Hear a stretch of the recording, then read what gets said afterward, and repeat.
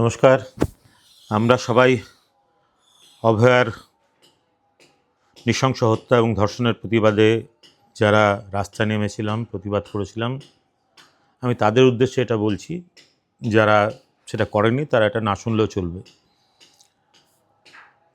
আমি আপনাদেরকে প্রশ্ন করছি, জানতে চাইছি যে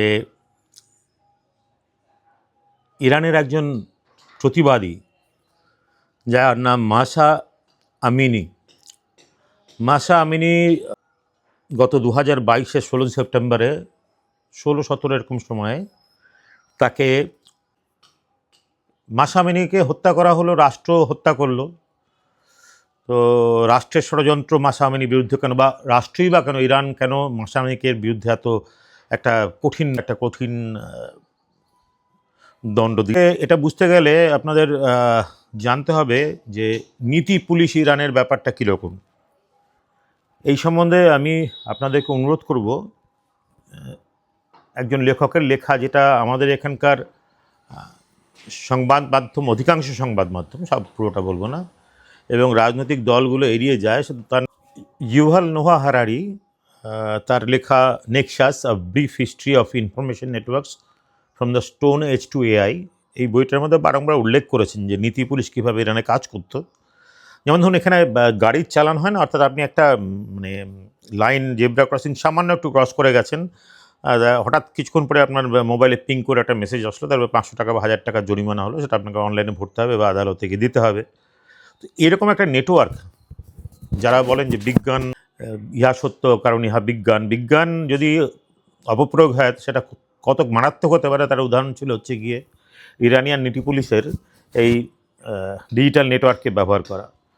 কোনো মহিলা, ভালো করে শুনবেন এই জায়গাটা, কোনো মহিলা যদি হিজাব পরা অবস্থায়, বোরখা পরা অবস্থায়, এবার ধরুন কোনো মলের থেকে কিছু কিনে গাড়িতে উঠতে যাচ্ছেন, গাড়িতে ওঠার সময় তার হঠাৎ করে গোড়ালিটা দেখা গেল, এই যে গোড়ালিটা দেখা গেল, এটা নীতি পুলিশের কাছে একটা বড় অপরাধ।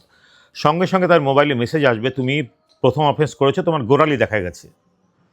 প্রথম একবার, দুবার, সেকেন্ড টাইমে আবার দেখা গেল যে তার হয়তো মুখ থেকে কখনো হাওয়াতে একটু হিজাব সরে গেছে। এবার দ্বিতীয় অবধি সাবধানবাণী, তৃতীয় হলে পরে জেল, জরিমানা, হাজতবাস, অত্যাচার, সমস্ত কিছু সহ্য করতে হবে। এটা চলেছে ইরানে দীর্ঘদিন ধরে। এমনি ইরানে প্রতিবাদটা সংগঠিত হয়নি। 13ই সেপ্টেম্বর 2022-এ আমিনিকে অ্যারেস্ট করা হলো তেহরান বা ইরানস গাইডেন্স পেট্রোল নাম এটার, অর্থাৎ যেটাকে আমি নীতি পুলিশ বা বললাম। তার কারণ ছিল একদম quote unquote, for wearing his hijab improperly, হিজাবটা তিনি ঠিকমতো করে পরেননি, সেই জন্য ওরা নিজের দেশ, নিজের শহর সাকেজ নামে একটা জায়গায়, কুর্দিস্তান এটা অংশ, শোধনাগার বলা হয় না, এবং গুলাগ আর্কিপেলাগো ছিল শোধনাগার, হিটলারের ক্যাম্পগুলো ছিল শোধনাগার, এরকম একটা শোধনাগারে নিয়ে যাওয়া হলো। সেখানে যাওয়ার পরে উনি মারা যান 16ই সেপ্টেম্বরে। তো ওরা বলেন যে এটা হার্ট অ্যাটাকে মারা গেছে, কিন্তু মানুষ সেটা মেনে নেয়নি, কারণ ততদিনে এই অত্যাচারগুলো, বুঝতেই তো পারছেন যে আমার বাড়ির মেয়েরা যখন পুজোর আগে নানান রকম পোশাক পরে, আমার ভাগ্নি, আমার ভাস্তি টাস্তিরা, তো তাকে পোশাক কিনে দিই, কত আনন্দিত হয়, নতুন ডিজাইন এসছে পুজোর আগে, কি স্লিট সব কী সব বলে টলে ওরা। এবার তাকে যদি এরকম একের পর এক সমানে একটা করে ফাইন ধরানো হয়, তার জন্য আমাকে ফাইন দিতে হয় বারংবার করে, এবং তাকে যদি তারপর জেলে নিক্ষেপ করা হয় এবং তাকে মেরে ফেলা হয়, তাহলে আমার প্রতিক্রিয়া কী হওয়া উচিত? যা হওয়া উচিত ছিল ইরানেও তাই হয়েছিল। ফলে হাজারে মহিলারা নেমে আসেন, পুরুষরা পেছনে ছিলেন নেপথ্যে, কিন্তু মহিলারাই নেমে আসেন।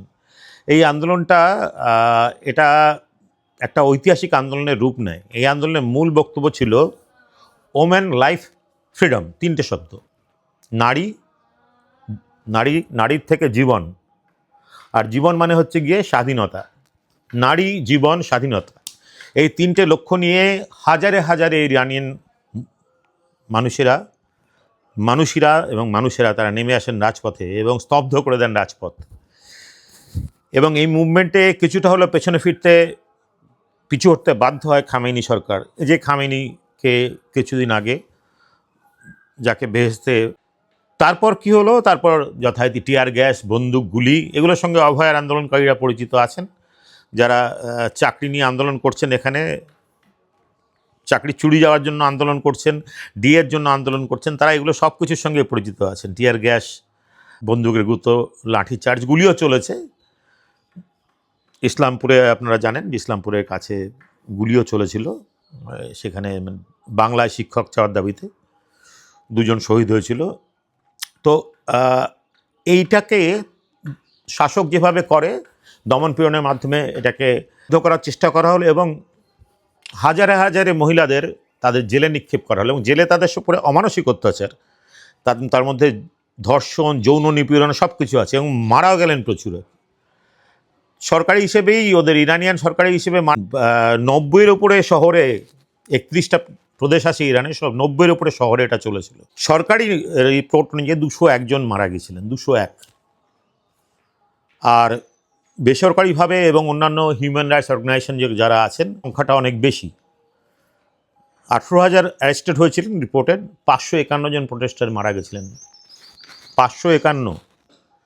তো এই 551 জন নারী কিংবা পুরুষ, তারা নারীর অধিকারের জন্য, জীবনের অধিকারের জন্য এবং স্বাধীনতার অধিকারের জন্য তারা শহীদ হলেন। কোথাও একটা শহীদ বেদি দেখেছিলেন কলকাতাতে? আমি কলকাতার লোকদেরই বিশেষ করে বলবো, কলকাতার কোথাও একটা শহীদ বেদি তৈরি হয়েছিল? যে সেই কলকাতা যেখানে শ্রীরামকৃষ্ণ সারদা দেবের ছবি বাস স্ট্যান্ডে লেগে থাকে, তার উপরে সুজিত বসুর ছবি থাকে। মমতা ব্যানার্জি তো অনেক দূরের ব্যাপার। সেই কলকাতাবাসীদের উদ্দেশ্যে বলছি, একটা কোনো প্রতিবাদ হয়েছিল 551 জনের নারী আন্দোলনকারীর মৃত্যুর জন্য? করেননি আপনারা, এবং তার ফল আপনাদেরকে ভুগতে হবে। সবার আগে আপনারাই ভুগবেন, বাকিটা তোলা রইল। নমস্কার।